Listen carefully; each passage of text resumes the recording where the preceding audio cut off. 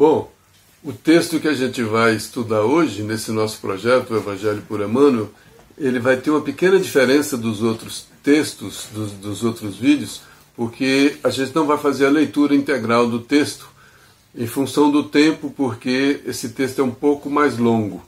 Mas a gente vai fazer os comentários e ele foi escolhido porque ele é muito apropriado para esse momento. O texto é do livro Encontro Marcado, no capítulo 3, é do Chico e do Emmanuel. O capítulo 3 é Ante as Crises do Mundo. Exatamente por causa dessas crises do mundo que a gente achou que era bem apropriado para esse momento. É o que a gente, nós estamos ante uma grande crise. E o texto diz o seguinte: ante as crises, as dificuldades, os desregramentos do mundo. É uma situação, Ele quer fazer comentários sobre essa situação, As crises, as dificuldades, os desregramentos do mundo. E ele diz que, de maneira geral, nós falamos das crises como se a gente estivesse de fora delas. A crise é do mundo, não é minha. Ele diz, de modo habitual, referimos-nos às provações terrestres, mormente nas épocas de transição, como se tivéssemos nos regozijando em ser folha inerte nas convulsões da torrente. Como se a gente não tivesse nada com isso. A crise não é minha, a crise é do mundo, não é comigo. E isso faz com que a gente perca um pouco a responsabilidade com a condução das coisas. Como a crise é do mundo, da pandemia, eu fico muito negativo, eu sou engolido pela crise, Eu esqueço o meu papel de ponto de equilíbrio no mundo. Eu sou envolvido pelo negativismo, eu sou envolvido pela disputa, pela briga, eu sou envolvido pelas paixões, eu sou envolvido, E às vezes alimento essa crise e acho que está tudo perdido, ou acho que está tudo assim, ou assado, E a gente se lembra, nesses momentos de dificuldade, por exemplo, a gente conhece pela história, naqueles campos de concentração da Alemanha, dos judeus, Auschwitz, por exemplo, tem uma história bonita, que um dos sobreviventes de Auschwitz, ele conseguiu sobreviver porque ele mantinha a esperança. Ele não achou que o mundo fosse acabar, ele não achou que aquilo fosse o fim do mundo. Olha, a pessoa num campo de concentração, vendo milhares de pessoas, de parentes, de irmãos, de companheiros, morrendo, sendo experiências, passando todo tipo de privação, de dificuldade, de sofrimento, e manter esperança num momento desse. Essa é a posição ante uma crise, ante uma dificuldade. É uma posição de quem tem força, de quem tem luz. A gente não apaga a luz, a gente não afunda na crise. É muito mais fácil falar disso do que vivenciar isso. Mas o texto está dizendo exatamente disso, Que a gente não é essa folha inerte, a gente não a gente não pode dizer eu não tenho nada com isso. A crise é do coronavírus, a crise é do mundo, a crise é da falta de vacina. Não, a crise é de todos nós. A falta de esperança, a tristeza, a angústia, o medo, a raiva, o desequilíbrio, tudo isso aí é de todos nós. Isso aí, o corona em si, ele não traz tudo isso, ele provoca uma série de coisas, mas a gente acaba sendo engolido por essas coisas.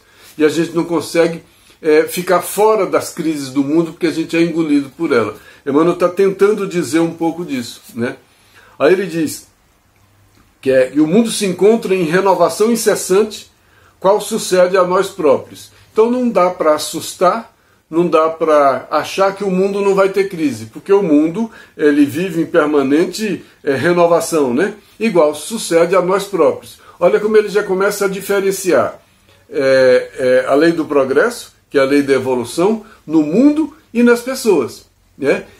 Não é uma só. É um grande progresso, é uma grande lei, mas eu tenho que viver a minha individualidade dentro do mundo. Eu não posso ser engolido pelo mundo. Quando Jesus disse que a gente é o sal da terra quer dizer, nós temperamos esse mundo. Então eu tenho que temperar esse mundo. E eu vou temperar esse mundo como? Sendo engolido pelas crises do mundo, aí eu estou sendo aquele insosso, aquele sal que não tempera. Então é preciso temperar. E eu vou temperar com o quê? Com intemperança? Tem que temperar com temperança, né? Com esperança. Mas ele diz que a gente, de qualquer forma, o mundo está em permanente e incessante transformação e igual sucede com a gente, com os indivíduos, né? E nas horas de transformações essenciais, é compreensível que a Terra pareça uma casa em reforma. Olha como ele colocou. E na hora de transformações essenciais. Então tem momentos, como o momento de transição, como esses momentos que são necessárias, determinadas crises, para cumprir uma série de condições do mundo de evolução, de progresso, da lei divina, tanto no mundo quanto nos indivíduos, de causa, de consequência, né? Um conjunto de coisas que a gente não domina totalmente, mas a gente sabe que esse mundo passa por essas transformações essenciais. Eu peguei um trechinho do Livro dos Espíritos, quando fala exatamente disso, né? Na questão 783, que fala da lei do progresso, Kardec pergunta, né? O aperfeiçoamento da humanidade segue sempre uma marcha progressiva e lenta, né? Então o aperfeiçoamento da humanidade é sempre essa rotina de marcha, né? Lenta e progressiva. E olha a resposta dos Espíritos. Ao progresso regular e lento que resulta da força das coisas. Sim, de certa maneira, sim. Nós todos vivemos, né, com relação a esse progresso regular e lento que resulta da força das coisas, do jogo de todas essas forças que a gente não consegue avaliar esgotando cada uma. Mas, quando um povo não avança bastante rápido, Deus lhe provoca de tempos em tempos um abalo físico ou moral que o transforma. Então, de vez em quando, esse planeta, o mundo, as sociedades, os próprios indivíduos necessitam de determinados abalos. Esses abalos que transformam, não são castigos, são oportunidades de transformação, né? E quando Emmanuel diz transformações essenciais, ele diz que é compreensível, mas a Terra fica temporariamente atormentada pela transposição de linhas e reajustamento de valores tradicionais. Então tem uma finalidade. Segundo o texto aqui, que grande finalidade desses transtornos, dessas transformações essenciais, né, que a Terra fica temporariamente atormentada pela transposição de linhas. Transposição de linhas é o quê? É avançar, é passar o limite daquele padrão. Às vezes o mundo se acomoda, às vezes a coisa fica muito num lugar só, de uma maneira só. Precisa de um abalo para essa transposição de linha e reajustamento de valores tradicionais.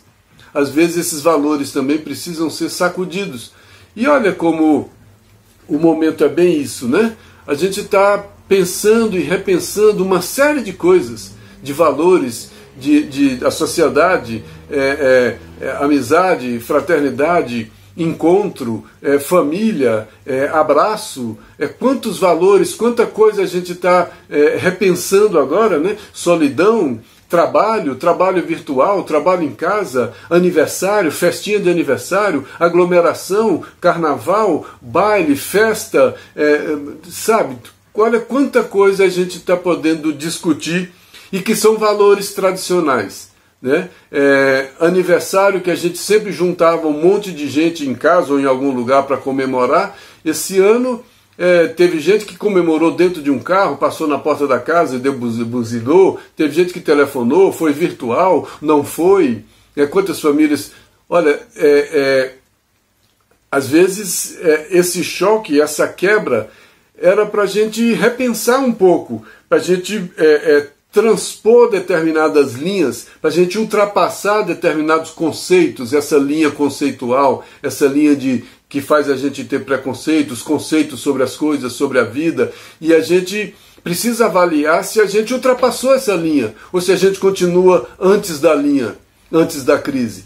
e valores tradicionais. A gente precisa avaliar também se essa crise já fez a gente superar alguns valores, aperfeiçoar alguns valores, ou se a gente continua amarrado e preso aos velhos valores tradicionais. Quando vem uma crise dessa que obriga a gente a fazer algumas coisas diferentes, nós tivemos dificuldade de fazer coisas diferentes. Nós mudamos a maneira de fazer as mesmas coisas. A gente não conseguiu transformar, modificar algumas condutas, né? Quem gostava de determinada coisa fez de tudo para fazer aquela determinada coisa. Fez a mesma coisa de maneira diferente. Tentou fazer a mesma festa de maneira diferente. Tentou manter o princípio, a tradição, o valor, mas executado de maneira diferente. Porque a pandemia não deixou executar aquele valor. Mas, na verdade, talvez a gente devesse ter questionado mais, discutido mais os valores, não somente a forma de execução dos valores. Nós ficamos muito discutindo as formas da execução, a forma do aniversário, a forma da festa, a forma do trabalho, a forma disso, a forma daquilo, mas os valores em si, mesmo que a gente tivesse discutido mais ou menos de maneira externa, lá fora, com pessoas, mas internamente, eu precisava ter discutido mais os valores, alguns valores, eu precisava de transpor algumas linhas de conduta, de comportamento, de conceitos, de paradigmas. São paradigmas que são essas linhas que eu não consegui transpor. E desses valores tradicionais que eu tive muita dificuldade de romper com esses valores. Aí a crise começa a passar e eu ainda estou do lado de cá do horizonte. Eu ainda estou do lado de cá dos mesmos valores tradicionais, né? Sendo que a gente, considerando o que a Emmanuel falou, essa tormenta temporária, ela é para transformações essenciais. Transformações essenciais são transformações que não podem faltar, são transformações profundas na essência, transformações essenciais. Não são transformações na forma, são transformações no conteúdo, porque são essenciais. Então a gente precisa discutir se nós vivemos ou estamos vivendo ou vivenciando essas transformações essenciais. Né? Qual transformação essencial que esse último ano trouxe para mim? Né? Qual linha de conduta, de paradigma, de modelo, de vida, de conceito, inclusive de religião, de Deus, de Jesus, do Evangelho, de amizade, de filho, de família, todos esses conceitos, o que eu avancei nessa linha? Nesse raciocínio, nessa reflexão. E o que eu avancei nesses valores? De que maneira a gente discutiu, rediscutiu, ou pensou e repensou esses valores? Né? Era uma oportunidade. Né? E esses momentos, essas crises do mundo, essas dificuldades, esses desregramentos, têm um pouco essa finalidade, essas transformações essenciais. Aí Emmanuel diz, tudo em exame, a fim de que se revalidem os recursos autênticos da civilização. Era para estar examinando tudo, reexaminando tudo, né? Reexaminando a fim de quê? De que se revalidem os recursos autênticos da civilização. Quanta norma, regra tradicional dessa civilização, desse modelo de civilização da sociedade industrial, pós-industrial, a gente tem engolido, né? Quanta coisa da fé, quanta coisa do dinheiro, quanta coisa do que seja bem sucedido, o que é ser bem sucedido, o que é sucesso na vida. Quantas dessas coisas eu poderia ter discutido, ter reexaminado e não reexaminei. Os meus valores continuam os mesmos. Não podia ter continuado os mesmos meus valores, nem os valores religiosos. Essa crise tinha que ter me transformado, eu tinha que ter ultrapassado, transposto alguma linha, a minha linha de conceito para a vida, o meu posicionamento diante da vida. E tinha que ter mudado um pouco, transformado um pouco, aperfeiçoado um pouco esses valores. Então foi uma oportunidade de reexame, né? A fim de que se revalidem é o quê? Dar novos valores. Né? Reexame, examinar mais uma vez e dar novos valores a esses recursos da civilização. Eu não posso ainda estar com os mesmos recursos de uma civilização que a gente está vendo que ela está caminhando para alguns sistemas falidos. Alguns modelos dessa civilização não estão se sustentando. Alguns modelos de trabalho, alguns modelos financeiros, algumas lógicas desse mundo estão naufragando. Algum modelo político, algum modelo de sociedade, algum modelo de família, algum modelo de religião. Tem tanta coisa falindo, tem tanta coisa precisando ser reexaminada, tem tanta coisa precisando ser revalidada. E esse tempo de ficar trancado em casa não era um tempo de eu ficar trancado pensando em fazer as velhas coisas de maneira diferente. Teria sido uma oportunidade de eu tentar querer coisas novas, buscar coisas novas. Mas muitos de nós ficamos buscando as mesmas coisas, buscando as coisas velhas, vivendo a crise e tirando pouco proveito da crise. E ainda assim, botando a crise fora de nós, como se a crise fosse alguma coisa lá fora. Mas aí ele diz, seria importante a gente fazer isso, né? Revalidar esses recursos autênticos da civilização. Olha a frase que Emmanuel usa. Escoimados da ganga dos falsos conceitos de progresso. Escoimado é ficar livre da ganga. Ganga é aquele material impuro que fica no metal precioso. Então ficar livre das impurezas. Das impurezas de quê? Dos falsos conceitos de progresso. Eu nem avaliei o que são os conceitos de progresso. E muitos são falsos. E eu continuo com esses falsos conceitos de progresso porque a crise era para eu ficar livre disso. A crise era para eu me lavar disso. Né? Eu ficar livre dessa ganga, dessas impurezas, desses resíduos, desses falsos conceitos de progresso. O que é progresso para mim hoje no mundo de regeneração? É o progresso financeiro? Não, é o progresso moral. Então muitas vezes a busca desenfreada, a busca desvairada pelo progresso financeiro vai ser o quê? Essa impureza, esse lixo, esse resíduo desse conceito de progresso de um outro modelo de sociedade. A gente está vendo crianças chegando aí com novos valores, com valores de solidariedade, com valores de fraternidade, com valores de caridade. São valores novos para um mundo novo. E muitos tivemos oportunidade de adquirir valores novos. E muitos abrimos mão, porque ficamos fechados nas velhas coisas, sem pensar em ultrapassar aquela linha de nós mesmos, sem ultrapassar os valores tradicionais, porque a gente ficou desesperado para fazer as mesmas coisas de maneiras diferentes, de maneiras que o vírus permitia. Isso quem tentou fazer alguma coisa diferente, que teve um grupo que nem isso fez, teve um grupo que tentou fazer exatamente a mesma coisa, achando que tinha força suficiente e valentia suficiente para enfrentar o vírus. Teve gente que nem tentou fazer coisa diferente, teve gente que foi tão fechado, tão escravo do modelo antigo, que enfrentou tudo achando que ia ser a mesma pessoa, a mesma coisa, ia viver exatamente igual. Eu não vou mudar nada a minha vida por causa desse vírus.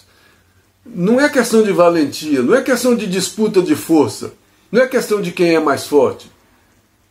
É questão de oportunidade para reavaliar, para repensar, para adquirir novos valores.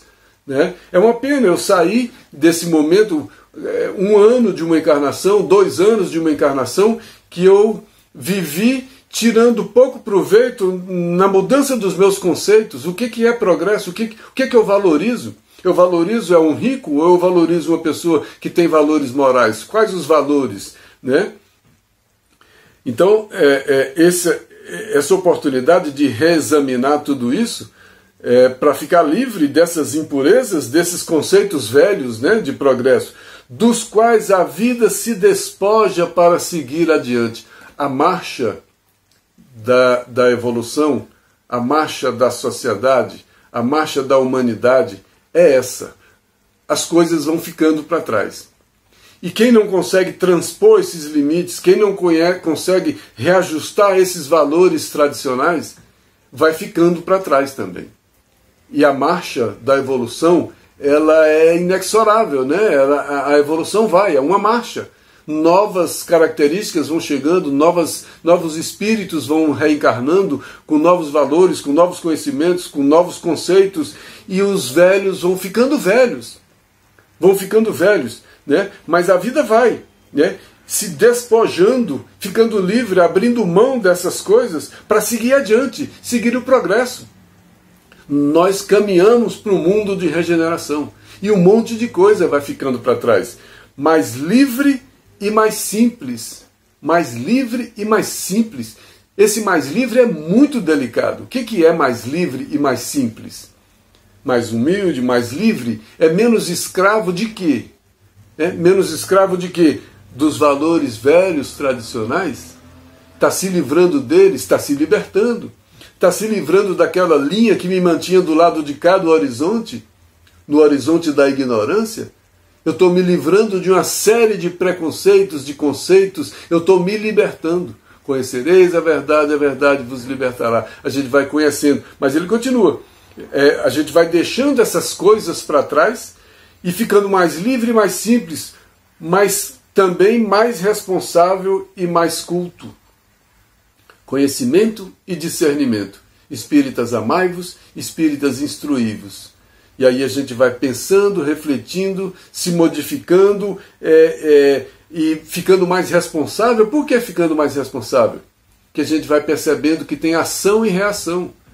A gente vai percebendo que tem causa e que tem consequência. Eu respondo pelas consequências daquilo que eu dou causa. Então eu vou ficando mais responsável.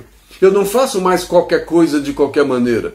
Porque eu vou adquirindo valores novos e eu vou percebendo que tudo aquilo que eu faço vai trazer alguma consequência para mim, para os outros, e que de qualquer forma, mesmo quando a consequência vem diretamente para os outros, ela volta para mim ali na frente. Então eu vou ficando mais livre, mais simples, mas mais responsável e mais culto, que eu vou conhecendo mais. Conhecimento e discernimento. Eu vou aprendendo e aprendendo a me comportar. Aí no texto, Emmanuel continua. Natural que a existência em si mesma, nessas ocasiões, se nos afigure como sendo um painel torturado de paixões à solta. Olha que coisa curiosa. Ele diz que é natural que nesses momentos de crise, a existência em si mesma, a minha vida, nessas ocasiões, fique sendo como um painel torturado de paixões à solta. À solta por quê? São paixões avulsas, afastadas de mim. Não sou eu que estou refletindo, não sou eu que estou pensando. Eu estou vivendo a crise do mundo me engoliu. Eu fui engolido pela crise do mundo. É muito, muito profundo isso, né? Mas ele diz que é natural, né? Que a existência em si mesma, que a minha vida, né, nessas ocasiões, se afigure como sendo um painel torturado de paixões à solta. Meu problema é o vírus, meu problema é a crise. Meu problema é a falta disso, a falta daquilo. Meu problema é o mundo, é a imperfeição dos homens. Meu problema é que está todo mundo isso, todo mundo aquilo. Está tudo solto, está tudo fora de mim, está tudo, né? Mas ele diz, costumamos olvidar, porém, que o mundo é o mundo e nós somos nós. A gente costuma não considerar que o mundo é uma coisa e eu sou outra coisa, embora integrados, embora convivendo. Embora sendo o sal da terra, embora sendo o sal do mundo. Mas eu sou o sal, o mundo é o mundo. Eu sou o sal da terra, mas eu não sou a terra. E nem a terra é o sal. Não é a terra que me faz. Não é a terra que me tempera. Tem uma ação recíproca aí. Mas eu sou o sal da terra. Então eu preciso salgar essa terra. Eu preciso temperar essa terra. E com o tempero que eu tenho que ter atitude para isso. Então eu não posso ser o mundo. O mundo é o mundo e eu sou eu. Né? Então eu não posso ser engolido pela crise. Eu não sou somente a crise, eu não sou somente o vírus, eu não sou somente o trabalho, eu sou um espírito imortal, que pensa, que não tem só essa existência, que tem uma vida longa. Olha como eu começo a diferenciar. Né? Costumamos desconsiderar que o mundo é o mundo e nós somos nós. E ele continua. Olha o exemplo que ele dá. Entre o passageiro e o comboio que o transporta, e o ônibus, o que sei lá o que for, há singulares e inconfundíveis diferenças. Entre o passageiro e o avião, entre o passageiro e o trem, entre o passageiro e o ônibus, há muitas diferenças, né? Aí ele diz, se o veículo ameaça desastre, é possível que o viajante dentro dele se converta em ponto de calma, irradiando equilíbrio, assim também no planeta. Opa! Aí eu já estou em ação diferente da crise do mundo. porque aí eu já estou atuando na crise do mundo de maneira positiva. Eu não estou sendo a crise dentro da crise, né? Porque se a crise do mundo me engole, né? Se eu sou um só junto com a crise, junto com o ônibus, junto com o trem, eu vou no bolo. Mas eu preciso considerar que o mundo é o mundo e eu sou passageiro do mundo. Eu não sou, né? Como passageiro do mundo. Se eu vejo esse trem, se eu vejo esse ônibus indo para desintegrar por alguma razão, eu como passageiro o que eu faço? Acabo de incendiar? Acabo de brigar? Acabo de estragar? Ou eu como passageiro eu trago um pouco de calma para aqueles momentos? O passageiro que responde pelo Evangelho é o passageiro que traz a calma, que traz a boa vontade, que traz a luz, que reflete essa luz. É isso que ele está dizendo, né? Porque vós sois o sal da terra. Né? Esse sal da terra é o passageiro dentro do ônibus. Né? Se o veículo ameaça desastre, é possível que o viajante dentro dele se converta em ponto de calma, irradiando equilíbrio. Eu posso ajudar, mesmo enquanto aquele avião não cai, que está todo mundo xingando, desesperado, nesse tempo que o avião cai, se eu for eu posso ter uma atitude diferente do desastre, do acidente. Eu posso não ser o acidente ali naquele momento. Eu posso ser luz ali naquele momento. Eu posso confortar alguém. Então, numa pandemia dessa, quando eu chego e está todo mundo achando que o mundo está acabando e eu chego também dizendo que o mundo também está acabando, eu estou fazendo o que dentro desse ônibus? Eu estou engolido pelo acidente. Eu preciso ser um ponto de calma. Né? E o ponto de calma é aquele ponto de equilíbrio, aquele ponto de harmonia. E aí tem muitos de nós espíritas que está dentro desse ônibus, dentro desse transporte, e a gente está trazendo mais caos do que o acidente em si. O nosso caos, o caos que a gente provoca, muitas vezes, nós espíritas, o caos que a gente provoca é maior que o acidente. Quando, na verdade, a gente teria que estar cumprindo, como espíritas, teríamos que estar cumprindo o papel de acalmar a tempestade dentro do ônibus. Embora sabendo que lá fora a tempestade estivesse caindo. Mas lá dentro a gente ia acalmar. Não, essa tempestade vai passar, essa chuva vai passar e por aí vai. E a gente ia dentro do ônibus cumprindo o papel de cristão. Mas a gente muitas vezes está dentro do ônibus aumentando a chuva. Vocês estão vendo como é que está lá fora? O mundo está acabando. Olha, eu estou trazendo desespero. Em vez de eu trazer equilíbrio, de eu trazer harmonia, eu estou trazendo desespero. Eu não estou sendo um mensageiro de Jesus. Eu estou sendo um mensageiro do caos. Eu estou sendo um mensageiro do desespero. Porque eu estou sendo engolido do mundo e eu não me separei, eu não me distingui do veículo que me transporta. E esse planeta é um veículo que me transporta. Se esse planeta está no momento de crise, no momento de convulsão, para esse progresso, eu sou um passageiro nesse planeta. Eu não posso individualmente estar em convulsão também. Eu tenho que tentar me manter individualmente fora dessa convulsão, para acalmar a convulsão desses outros indivíduos que viajam junto comigo dentro desse planeta. E não fazer o contrário, ficar dentro do planeta alimentando a convulsão que o planeta já está passando. Aí que sal da terra eu estou sendo? Qual o tempero da terra que eu estou sendo? Eu tô comprometendo o tempero da terra porque eu estou salgando demais. E a Emmanuel continua. Somos todos capazes de fazer cessar em nós qualquer indução à indisciplina ou à desordem. Olha, nós somos capazes de não nos deixar ser engolidos pelas circunstâncias do mundo, pelo ônibus. Eu sou só um passageiro. Então eu sou capaz de fazer cessar a indução à indisciplina e à desordem. Mas o que eu tenho feito? Eu tenho alimentado a indisciplina e tenho alimentado a desordem, tanto em mim quanto nos outros. Ele diz, cada qual pode assumir as rédeas do comando íntimo. O papel de cristão no momento de crise desse não é o papel de incendiário. O papel de cristão no momento de crise desse não é achar que o mundo está acabando, que está acabando tudo, que está destruindo tudo, que é o fim de tudo. Não, o papel do cristão no momento desse é o papel da esperança. É o papel do equilíbrio. É o papel do domínio espiritual. Esse é o verdadeiro cristão. Tudo bem, não é fácil. A gente luta com todas as forças para nos mantermos equilibrados. num momento desse. Mas um momento como esse era um momento de transpor os limites, de passar a linha, de ultrapassar valores, tradições que a gente está sendo engolido por ela há quantas encarnações? É preciso avançar nisso, né? E é preciso assumir as rédeas, o comando íntimo. Não é o comando lá de fora, não. Não é o comando dos outros, não. É o comando íntimo.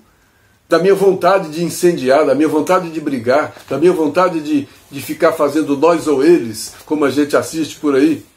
E estabelecer com a própria consciência, estabelecer comigo mesmo, o encargo de calafetar com a bênção do serviço e da prece todas as brechas da alma. Olha só, calafetar é tapar os buracos, né?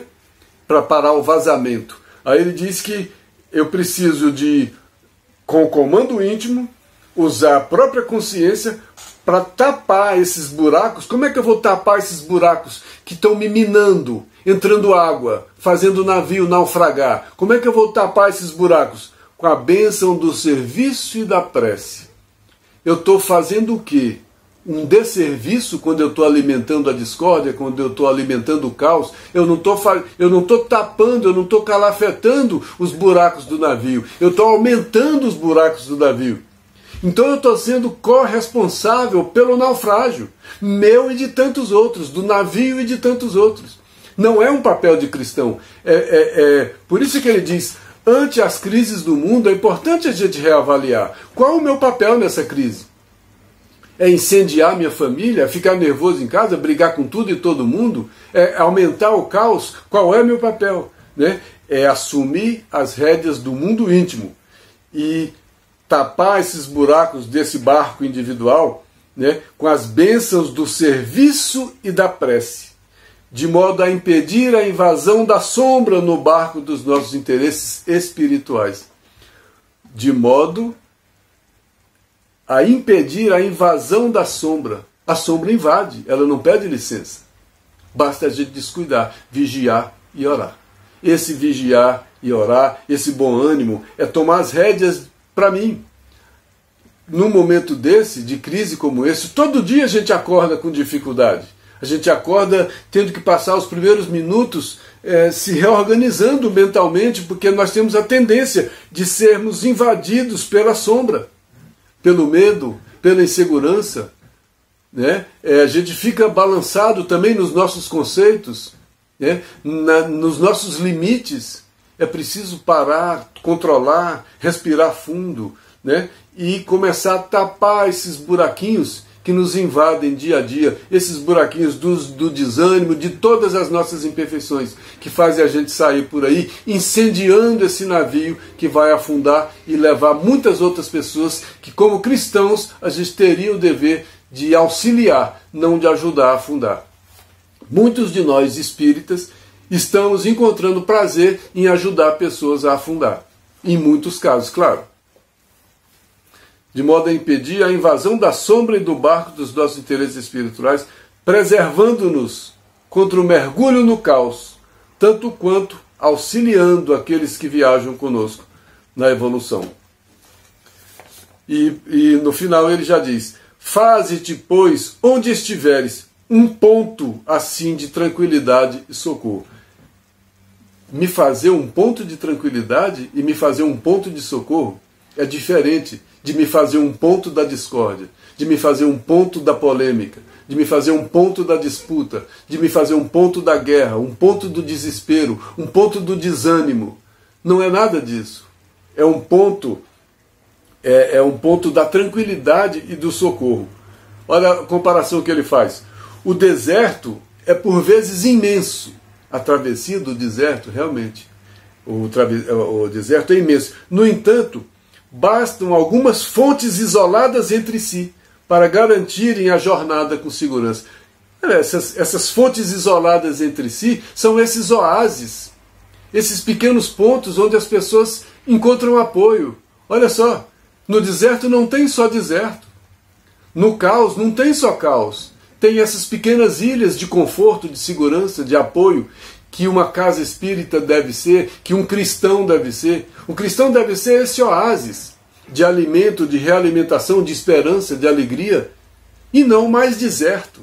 E não mais areia quente, sol escaldante para acabar de matar. A pessoa vem numa travessia no deserto quente, chega cansado e a gente acaba de naufragar, de matar, de queimar, de desistir. A pessoa não consegue continuar a travessia. E se a gente for um oásis e oferecer um copo d'água, ele consegue caminhar até o próximo oásis, até ele encontrar uma outra pessoa que tenha paciência, que tenha calma, que não seja um desesperado, que não seja um alimentador de discórdia.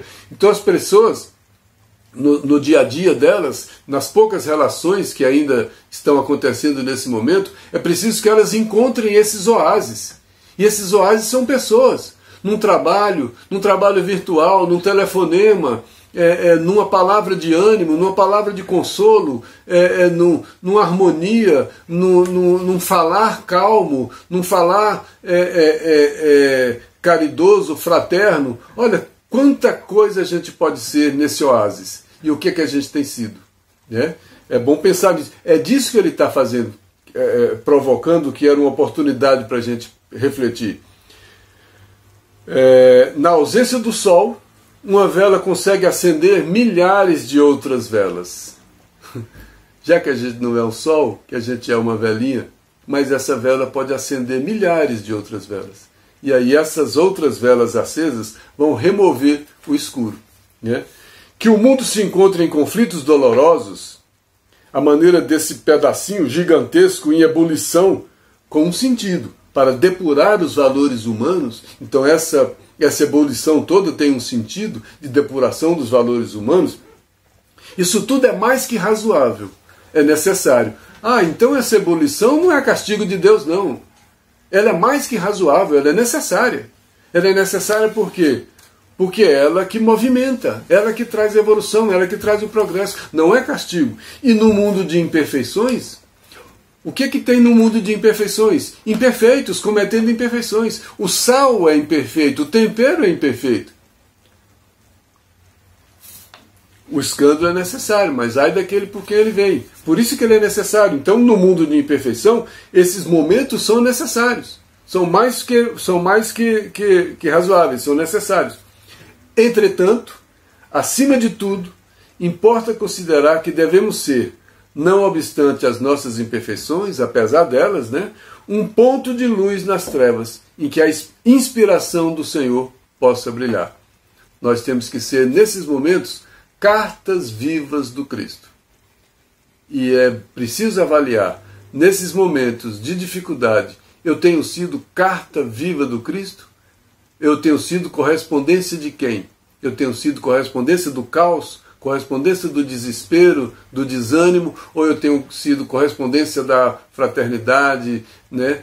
Cartas vivas do Cristo. Ante as crises do mundo. É uma boa reflexão, não deu receita de nada, mas me recolocou num lugar. Qual a posição que eu vou tomar diante dessa crise? Eu vou ser engolido por ela ou eu vou me separar dela? Eu vou ser um passageiro dentro do ônibus em crise. Eu vou ser um passageiro dentro do trem em crise. E o passageiro não precisa estar com a mesma crise do trem.